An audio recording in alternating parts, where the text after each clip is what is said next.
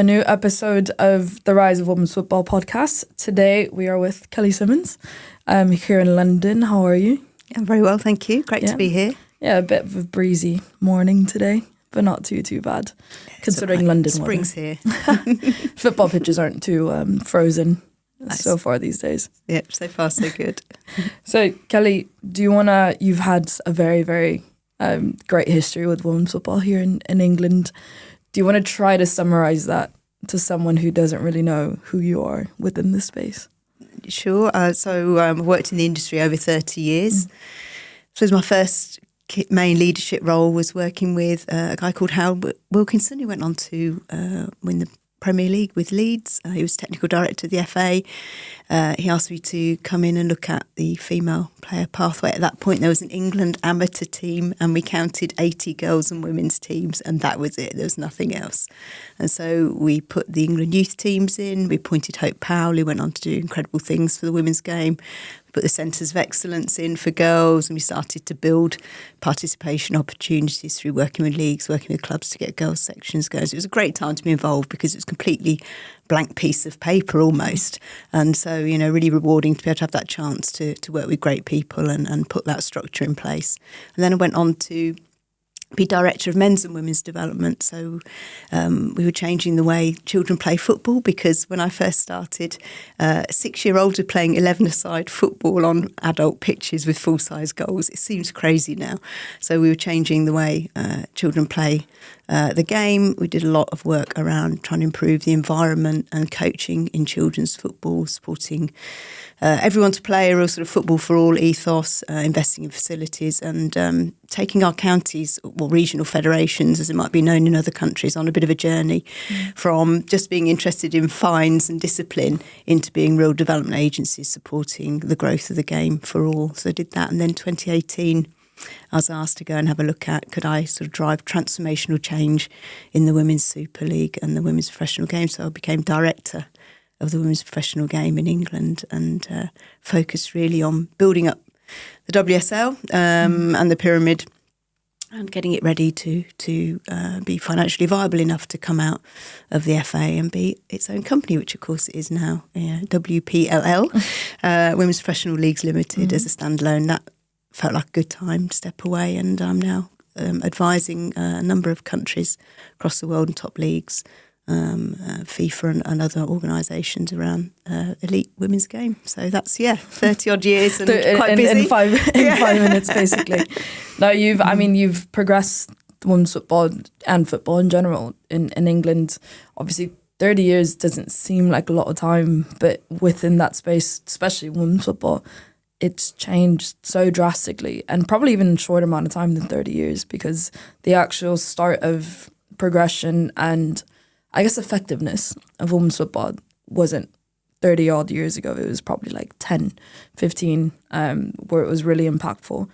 The beginning of when you first came in, women's football was what? It was for girls even that, there wasn't many opportunities for girls to play.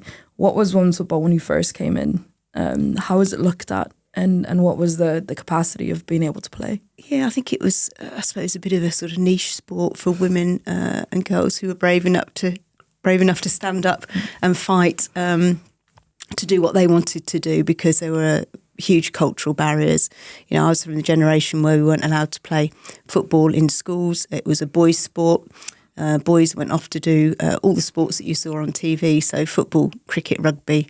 Girls were channelled into sort of netball and hockey. If you then looked in the community, there were no opportunities unless you were incredibly lucky to play. And of course, we've heard the stories of incredible pioneers like Rachel Yankee, who had to pretend to be a boy. There really were no opportunities. So I think there were huge cultural barriers to playing. And then I think for years, even though the ban had been lifted, it might as well have stayed in place, because there was no opportunities and no real desire to sort of create them. And I think, yes, without doubt, the women's game has really kind of exploded onto the scene visibly over the last, I suppose, 8-10 years. But a lot of hard work went in by a lot of people to sort of to build the foundations and try and chip away at those cultural barriers, and I suppose open up those opportunities for girls and women to play, and that's what we've seen. So I think, a lot of hard work by a lot of people for a long time to change views and attitudes about what girls and women can do in sport, and what they can play and what they can enjoy. For the context, just for the audience, 50 years women's football was banned here in England. Literally 50 years of no woman playing football, at least to an official capacity. So it was, when you do the comparison to men and women's football that many people like to do, it's 50 years delay. And we're still catching up to those 50 years essentially. And I think actually within the last 5 years, probably that progress has been ridiculous. Those 5 years probably count for about 10. When you see the expansion of women's football in England in particular. 2018, you said that you took over kind of the Women's Super League. Obviously before that, so much work done. 2015 Women's World Cup was a pivotal moment, I think, in women's football globally. But that 2015 to 2018, how did you get to the position of someone saying, right, WSL, we want to progress that, we want to make that bigger? How is kind of the process to being able to get that opportunity? Well, it always comes down to people and leadership, doesn't it, really? We had a fantastic chief executive, Martin Glenn, at the English FA at the time. He had a different level of ambition for the women's game, which is hugely important. He genuinely believed in it, and not just about girls and participation, but building the whole sport. As a businessman, he could see that the sport had been closed off to 50% of the population for so long, and whether you were thinking about more players coming in to play the game, more coaches, more referees, more fans, more brands. It just seemed the obvious place to sort of focus and invest. But he had big ambitions for the game, and we upped significantly our investment across the whole of the game during that period, because he'd set out a strategy for the FA where women and girls football and its growth at all levels was a major priority, and to deliver some of those ambitions that we set out publicly required a different level of investment, and I think that was the foundations for it. And then one of those ambitions was for England to win a major tournament, and it doesn't take long, I think, to start to think, okay, well, where are most of those players playing? They're playing in our country. What's the quality of that competition like? What are the performance standards and environment like? What is the talent pathway like? What are we going to do to invest and transform that to make it as good as it can be and world leading? And that required, I suppose, a different level of leadership focused on the WSL and I came in. It was fascinating, really. There was no revenue. There was no sponsorship deals. There was a bundled TV deal with what was called BT Sport at the time. It showed the occasional game. I think the attendances were about 500. The clubs wanted to walk out the door because they were fed up with the FA's sort of lack of vision and strategy around the game, and they were losing money. And there were just a whole bunch of things to fix. And I was lucky enough to work with a brilliant, very small, it's incredible now to think how small that team was. It literally was a handful of us, building out with the clubs a new vision and a new strategy to transform the game. 5 incredible years. Don't think I had an hour off. Don't think I blinked. Worked with brilliant people. The clubs are fantastic. And when we set out, we wanted to be the best women's football league in the world. We genuinely believed that if we did that and we made the WSL and the Championship, the WSL obviously being the high focus point, if we made it really visible and we put those incredible footballers on the platform that they deserve, then that would inspire sort of positive change for women and girls in society. That purpose everybody got behind, and the brands got behind, and that was, I suppose, the next big stage was Barclays coming on board. We set out this ambitious strategy. We'd got this fabulous purpose.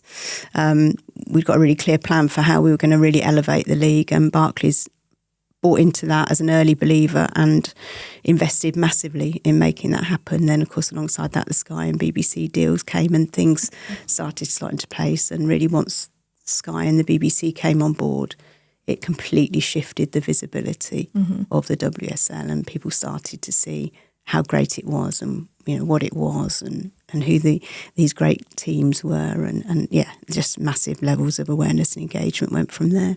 It's crazy to think that that's less than 10 years ago.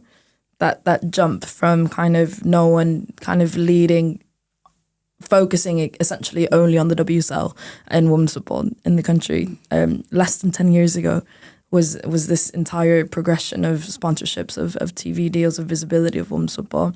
And before that, you sprinkle that down the pyramid essentially. Even if, there's not as much focus as the lower end of the pyramid, developing that first and second tier, it just kind of sprinkles down the importance, I think, of women's football overall.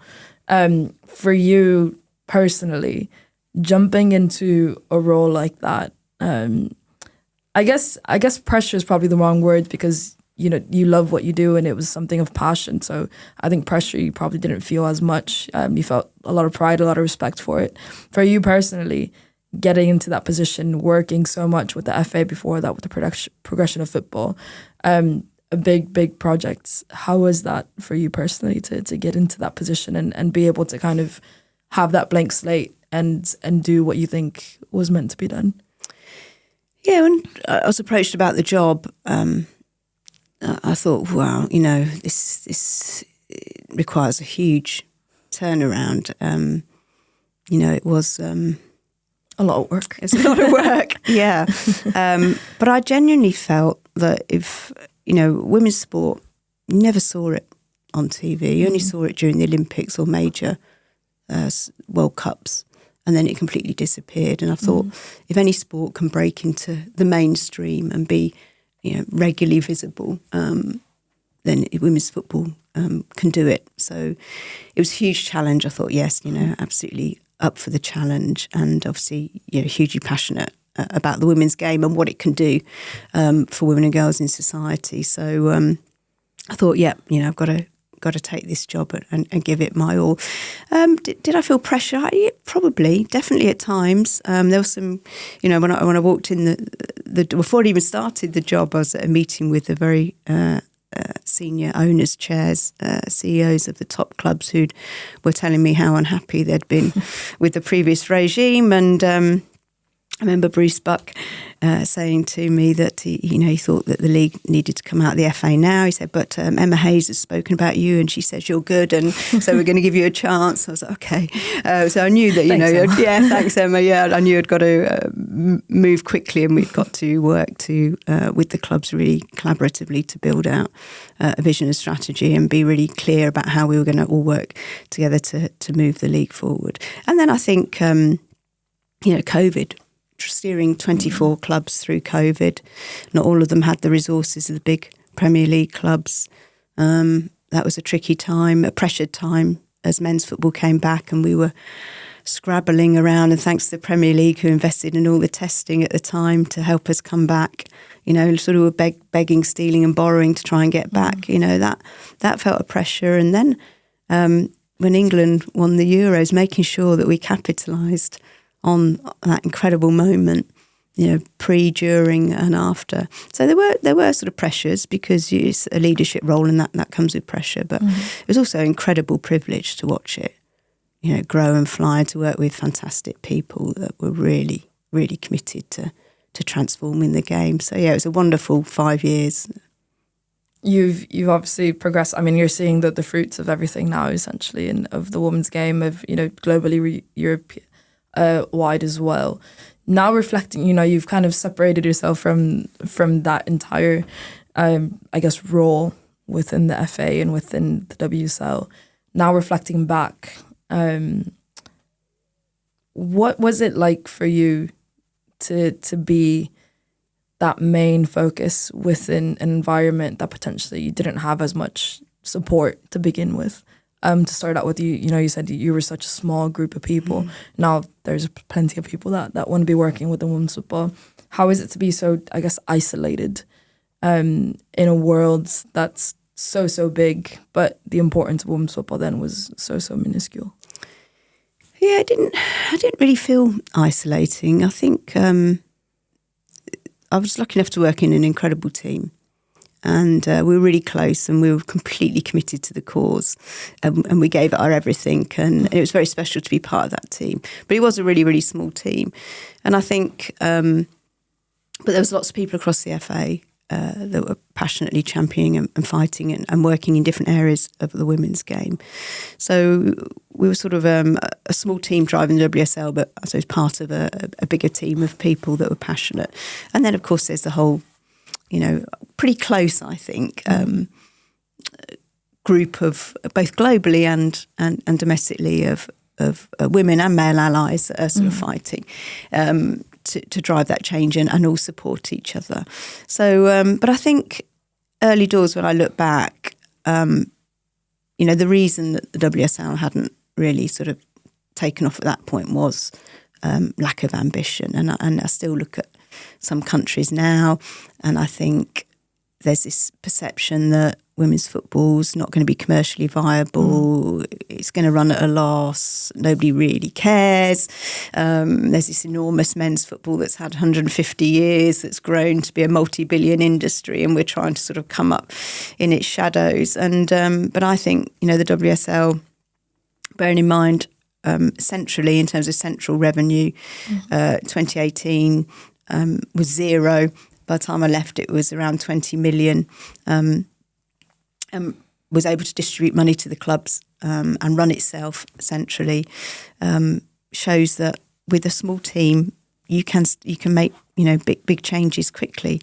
So it didn't feel isolating. It felt really, really exciting. And I think when I left the FA, the FA went on I saw massive changes. I was there for 30 odd years. When I went in, it was really tough being a woman in the FA, and it was really tough fighting for women's football. The budgets were peanuts. The workforce was tiny. There were some fantastic male allies helping, but there was little commitment and prioritisation for it. It was very much a governing body of men's football, and the best compliment I could give it as I left was it genuinely felt like the national governing body of men's and women's football. So it just felt culturally a completely different place to work. And if all federations across the world could go on that journey, just think where the women's game could be. But that comes down to leadership and ambition. Yeah, I think that ambition is a big word to say. If you have, the right people thinking big ideas, that's where it goes through, because you can have a big team all thinking the same thing, which is usually what happens in a federation, is a big team of X people not really having that ambition for women's football, so being able to put it, on the back burner in any given moment. You said they're culturally, England is probably one of the biggest footballing countries in the world. Again, 50 years behind for women's football. Culturally, outside of the FA, what were kind of the biggest challenges for you to be able to put up a face for women's football in a country where women's football was, not really, it was a niche, sort of say, to say a positive words of what women's football was in the football context?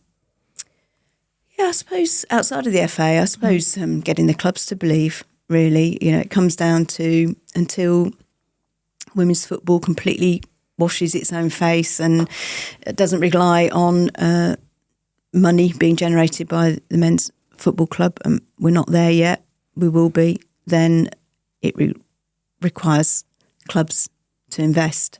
And it's trying to get that startup mentality in women's football instead of giving it some crumbs. The startup mentality with big companies. Yeah, giving it limited investment, not really investing in it off pitch around its marketing and its commercial development, and then moaning that it loses money. Well, yes, it will, because you're not building it as a business, and you need to invest probably over an 8-10 year period, both in the quality of the product and in building the fan base and monetising it for it to become viable, and to treat it like a startup, like a new area of your business, rather than, a CSR kind of project, something that we have to do. Now, clubs are all on that journey. And you can see those who are further ahead that and they're either able to invest more or want to invest more and are investing. Arsenal probably the ones who've, well, without doubt, have made the most progress off pitch. When you look at their strategy around building their brand, the commercial development, the incredible attendances they've got, how they've really engaged their fan base, it's doable, but it needs clubs to step up. And I think, one of the big challenges for the WSL is getting all of the clubs to step up in that way. Yeah. So I think it's similar challenges. It's about sort of belief and ambition and investment. And obviously we're going to skip to 2022 was probably the most pivotal year for women's football in England. In Europe, I think as well for different reasons. But 2022, England win the Women's Euros at home. Obviously, already a big feat to host the Women's Euros at the capacity that England did. Big stadiums, sellouts, big crowds, Wembley for the final. Outstanding. How was the process, seeing that and thinking that, right, England are winning the World Cup? What was the first thing that came to your mind of what now? Well, I was lucky enough to be on the Euro board at the FA, and so I was watching an incredible team of people get ready to deliver what was a game-changing tournament for women's football, I think, in Europe and definitely, without doubt, in England. And I've got a couple of sort of memories. I've got loads of fond memories, but a couple that sort of spring to mind. I just had this belief from probably the second game that England were going to win.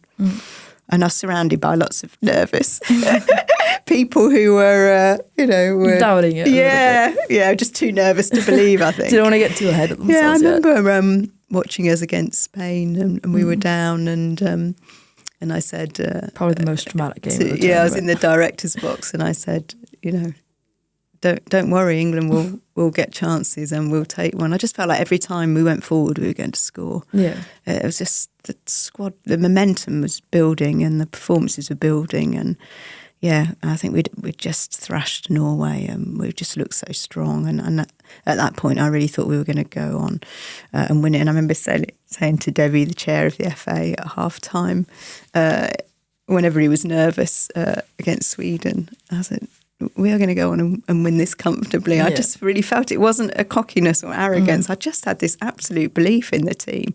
It was incredible to sort of be part of it and watch it all unfold. And it was a dream come true, obviously, having worked to sort of help put the pathway in. Some of those players had come through the centres of excellence we talked about earlier, and obviously the England youth teams, and to see them flourish like that. And it was an incredible moment. Bizarrely, I was watching the game with two of the Spice Girls sitting next to me. So girl power on and off the pitch. Packed stadium, amazing atmosphere. And I knew then, I remember sitting, watching those final minutes thinking, wow, we now have to take this into the WSL, but we'd been thinking about that all the way, all the way before the tournament, this during was the kind tournament, of an after external tournament. force of help that you would have probably never imagined.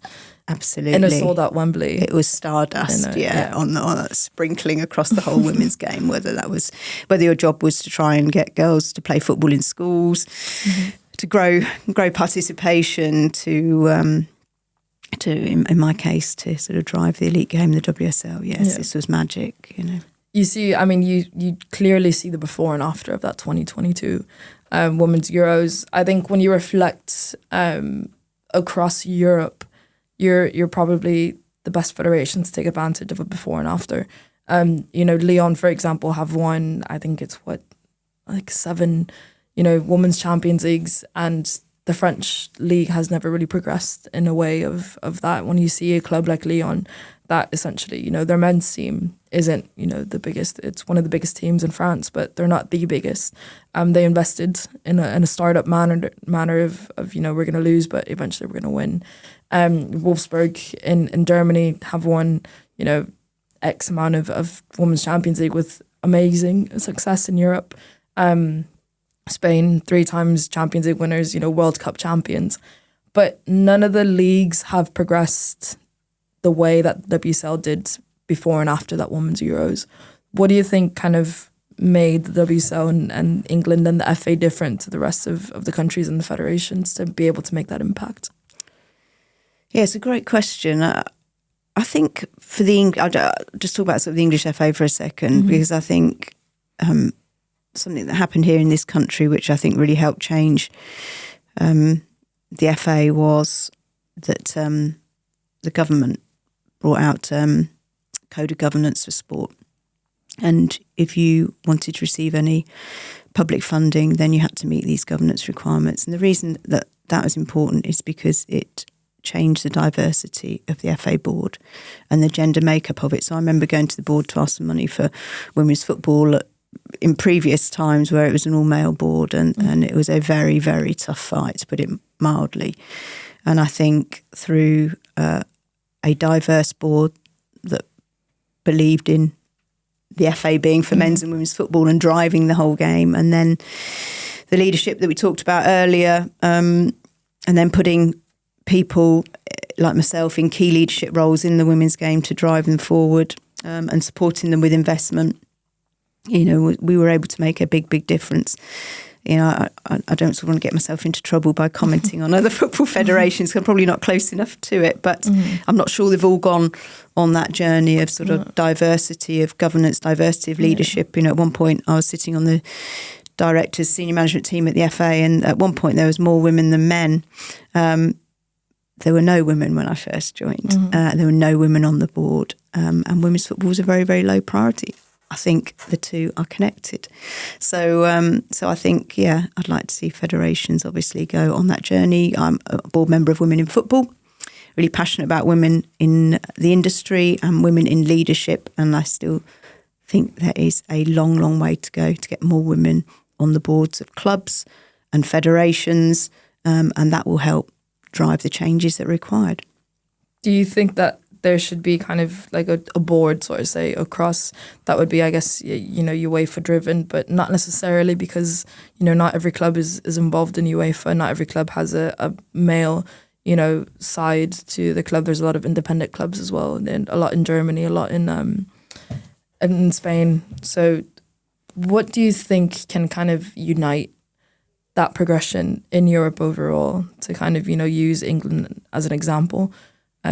Should there be, potentially a board? Should there be, meetings, conventions? And I assume happen already, but to have an actual long-standing effect across Europe? Yeah, it's a great question. I think it might be a different solution for each country. I think the opportunity here at the moment is obviously the football regulator coming in. That requires clubs to meet certain conditions around governance. Women in Football have been lobbying the government to make sure that those conditions include ED&I provisions, so quality provisions, similar to how governing bodies had to meet them, which transformed sport in this country. And if there were more conditions around diversity and gender diversity on club boards, I think that would really help transform things. We know from the last data that we saw that women make up less than 10% of members of boards of Premier League clubs and less than 5% of EFL, English Football League clubs. So and when you sort of benchmark out of football in the wider world, that's 30 to 40%. So football's lagging way behind, and I think so the mechanism here, I think, is probably the football regulator. Other mechanisms could be through regional or the global federation, talking to its members and trying to set some ambitious targets around women. But I think here we've got the opportunity with the regulator, and I know a number of people are pushing the government to make sure we don't miss that opportunity. And I do think that it will help transform. I think it will help. We know it will help businesses make better decisions, diversity of leadership. But I think in the clubs, I think it will help change the culture in the clubs to be, I guess, to go on the journey a bit like I went on with the English FA, where it just felt like it was men's football, and you were sort of in the corner. And when I left, it felt like the governing body of men's and women's football. And I think the clubs are on a journey where women's football is sort of down here to be genuinely, the football club of the men's and women's football club, and to get the culture that women are going to thrive in.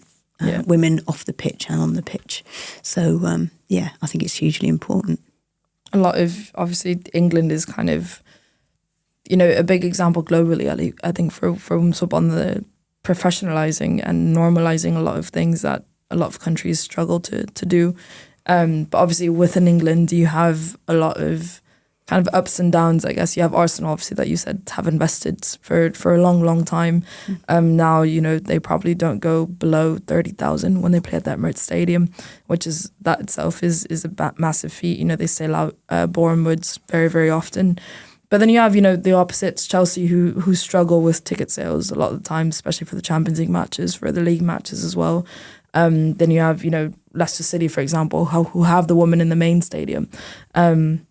Little details here and there. What's kind of the biggest focus that you think the WSL should have to keep progressing and kind of stabilize an equal, I guess, probably equal isn't the right words, but kind of a balanced, league across clubs more than anything?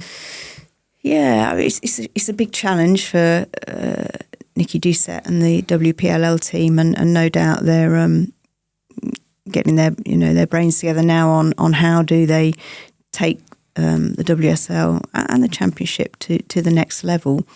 And the big challenge is to close the gap between top and bottom, without a shadow of a doubt. And there's obviously a lot of discussion going on at the moment about how they might do that, and do they close off relegation for 4 years as they expand, etc., etc. I've written a piece in the Guardian newspaper here in England last week on the subject. I think the first thing that needs to happen is that all the clubs need to step up. So I think there needs to be an increase in investment and standards on and off pitch. I think, one, we've got to make sure that the product is the best it can be. And then secondly, we've got to make sure that the clubs are really investing in building and engaging that audience and driving attendances and treating the club like a startup and being really clear, having a really clear commercial programme, not just sort of bundling commercial deals and not attributing any value to women's football. So, yeah, thinking of it as a startup, putting the right expertise in place. And if they don't want to do that or they can't do that, then I know from my work now as a consultant that there are a number of private equity companies and some specifically focus on women's sport and women's football who are raising significant sums of capital that would love to come in and buy a stake and bring their expertise in to really drive that women's club as a business in its own right. So if you can't invest now, my sort of view on this is either step up clubs or step aside and let investors come in and do it. But it needs investment on and off pitch to close that gap and make it more competitive. We all know that, it felt like, I think I said to my friends, I said, I think Sonia's going to win this league by Christmas. And it felt a bit like that. Yeah. It's not as competitive as it could be. And that will, of course, the more competitive is, the more compelling it will be for us, all of us as fans. And of course, I'm a huge fan now, having stepped away. Yeah, it is. You said it there. I think it's six consecutive leagues for Chelsea, and it is quite, because it's that conversation that we've been having. Chelsea domestically are so successful when it comes to football. Again, outside of the pitch, as you've been mentioning, a lot of the clubs, Chelsea, one of them that need to kind of like step up that marketing communication with the fan base and with people externally as well.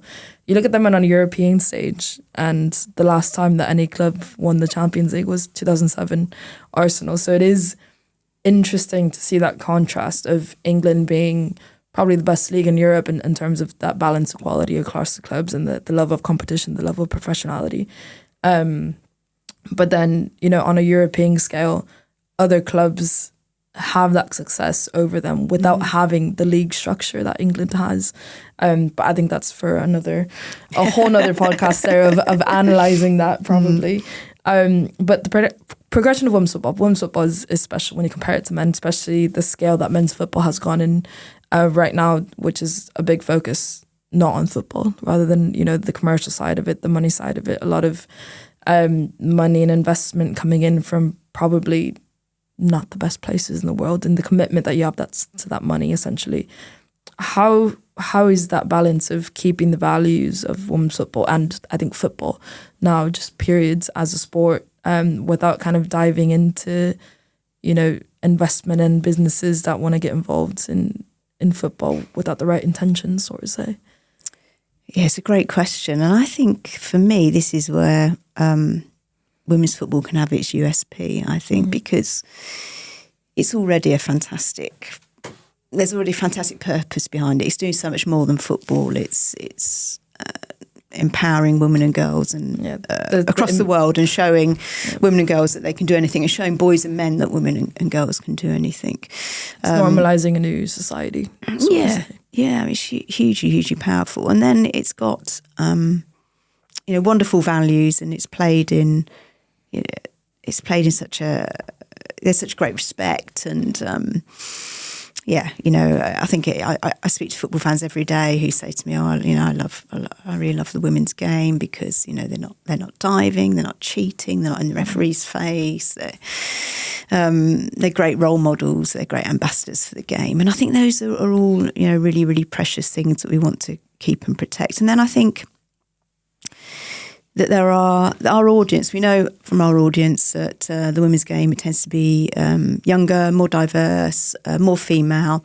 And this is the audience that really believes in purpose and really believe in brands that want to help drive that purpose, and that they will have a greater affinity to those brands that invest in women's football and a greater propensity to buy from them because we're all in a movement together.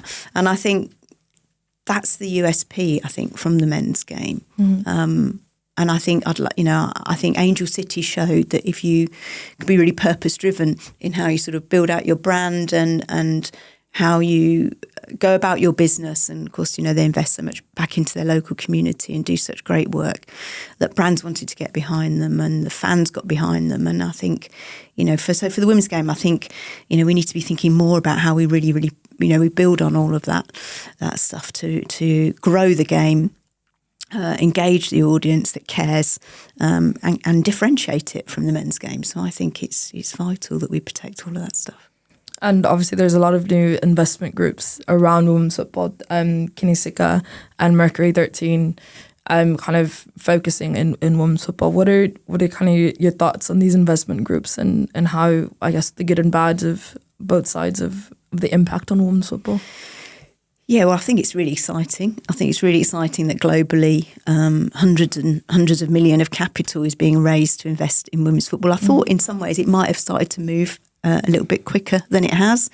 We're seeing obviously some early deals. You've mentioned a couple of sort of the leaders there. And there are, I know from my work now, sort of consulting and advising across the world and working with a lot of the top professional women's leagues, approached probably weekly by private equity, trying to work out, can they invest in the competitions, in the leagues, or are they looking to buy clubs, and what are the right markets and what's available? And I think it's really, really exciting. And I think what will be interesting here, I think, is that most of our clubs are not independent. I think the independent ones have already been snapped up by investment. Yeah. Or Michelle Kang in the case of London City. And so it's going to be slightly more complicated to get that investment in, because that requires a club of a men's and women's club to create that separate entity and to decide proactively to bring in investors, and how that then works with the main club and the brand. And I suppose the first one being Lyon, Michelle Kang's purchase of Lyon. And I think there's definitely conversations going on here and in other major leagues across the world. I know there's conversations going on. It'll be interesting to see sort of how long it takes, and whether the first I suppose, one to unpick all of that here, starts a bit of an avalanche of investors coming in. But I think it comes back to the women's game here needs investment. It needs on and off pitch investment. And if that's not going to come from, I suppose, the men's side of the football club for whatever reason, it needs to come from somewhere. So I think the way that we're going to take women's football to the next level and make it profitable, sustainable and profitable is it requires investment. And I think we've seen that in the NWSL because a lot of those clubs are just women's clubs, and the investors are absolutely making sure that they build the value of that club and they invest on and off pitch, because that's where their investment lies. They haven't got this big men's football club. Culturally, it's very creating, different. The massive revenue, and it brings with it a different mindset, and that's what we need here. Yeah, it's definitely interesting to see kind of that. Obviously, like Angel City that has X amount of celebrities that invested in one club that have that entity, to kind of they give the money, don't have a lot of power to actually make footballing decisions, but business decisions, yes. So it is quite interesting to see that development of what's successful and what's not. But kind of, I guess the last question I want to ask you is, you obviously mentioned a lot of investment, which I think is probably the biggest priority in women's football, because at the end, whether you have the right ambition or not, without that investment, you're very limited as to what you can do. But focusing on the WSL, what are the top 3 things, for the upcoming season that you want to see kind of focused on or changed? In terms of clubs? In terms of the spread of, there's top, bullet points of things that you want to check off at the end of the season. What would they be? That's a great question. Well, I'd like to see women's football and women more integrated at the top of the clubs, to make sure that the club is driving a really clear strategy, business strategy for the growth of the women's club. So I think there's plenty of chance to get more capability, more leadership at the top of clubs, really thinking about the women's club as a business and a football club in its own right. I think,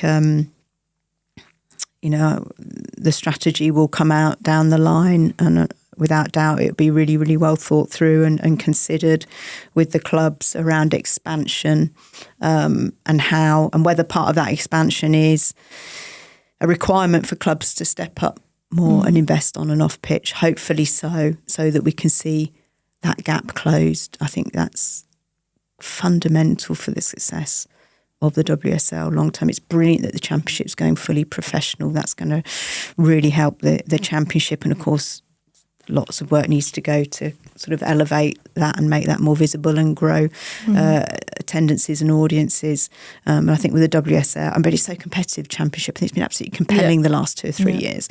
The WSL needs to be much more competitive. And then I think probably the third area, and I've written about this in the national newspapers as well, having been a huge admirer of the talent pathway in Spain and the players that are being produced, and looking at how that country performs in world youth championships as well as senior. I think it's as an England fan, it's terrifying. I think it's the Senior World Cup, U20, U17 that they all have dominated right now. Yeah, obviously at the moment North Korea are champions at both youth, but if you look over a sort of a period of time, Spain, absolutely. And I suppose the challenge is making sure that England, when it's trying to do all of these other things and make the clubs viable, I think it needs the English FA and the clubs to really make sure there's enough investment going in the talent pathway. Of course, we know the challenge as well of game time of young players, and there's a debate going on at the moment about how that might be best achieved, and the whole sort of B team debate, which we haven't got time to go into. But I think it's really, really important that, ultimately the WSL and the Championship and the lower levels of the pyramid are only going to be as interesting to watch as the great players that either you produce or attract, and we need to produce those for the clubs and for England Yeah. So it needs more cash, basically. Bring the money. Yeah. I think we left a lot of topics open for a completely other podcast, but we're going to leave it there. Thank you for coming on. Thank you. A lot of work still to be done, but I think you could say that you've done a lot for English football and English women's football in Europe to kind of raise that level of England to put it on a pedestal for an example, you know, for other federations and other countries to look at. So thank you for your work. And thank you for coming on the podcast. A pleasure. Great to chat to you. Thank you.